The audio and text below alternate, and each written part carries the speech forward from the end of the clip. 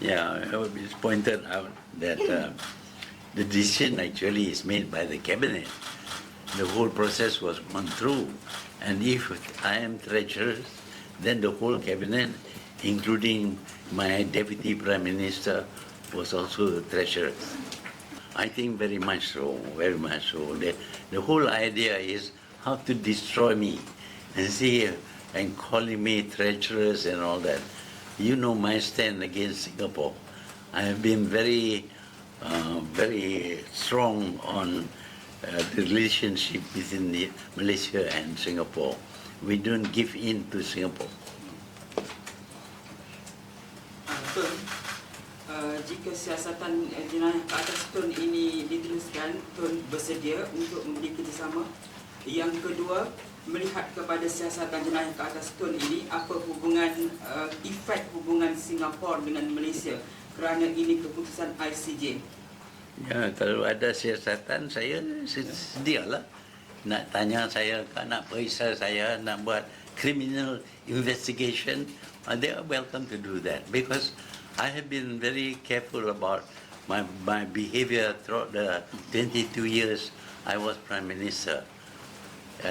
Even the accusation that I stole money from the government, until now Anwar has not been able to prove even 1 cent being stolen by me. And Tun, I think we welcome if there is any criminal investigation, because it will give us the opportunity to vindicate. Tun can vindicate himself because we can call all these people as witnesses. And one thing is very clear: any criminal or civil cases cannot rely on the evidence that was adduced during the RCI under the Act. They have to do it all over again. And then we have the opportunity to call or subpoena witnesses, including the cabinet members and all those, even Apandi Ali, and then we can then ascertain the truth of the whole matter. You see, what we are upset is that, look, you have this report.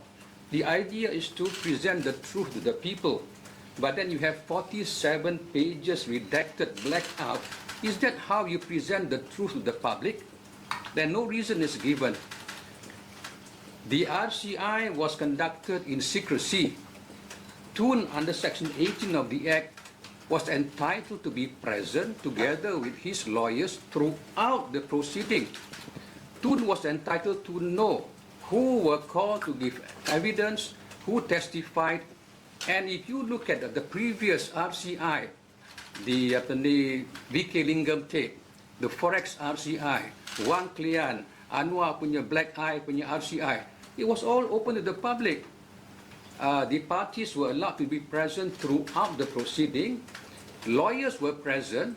They were allowed to cross-examine all the witnesses who testified.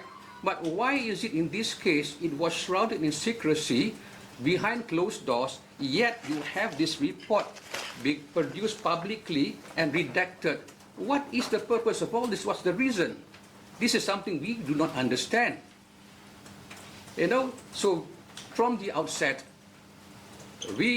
whatever the commission wanted to call itself, from the outset, we felt that this is not a fact-finding inquiry, but instead it is a fault-finding inquiry. And true enough, it is a fault-finding inquiry trying to tarnish Tun's reputation and image.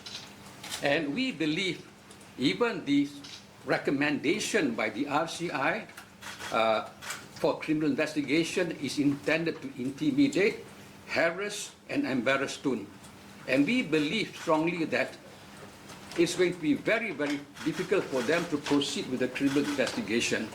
So from day one, we had no faith in the RCI. The RCI breached all known legal principles of natural justice. They went against the rule, against bias and all that.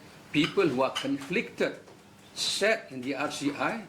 People who were involved in the investigation, the Pasukan Special Task Force, which made a finding that Tun was responsible. The former Prime Minister Ismail Sabri said about this in the newspapers. Azla Osman mentioned this in Parliament.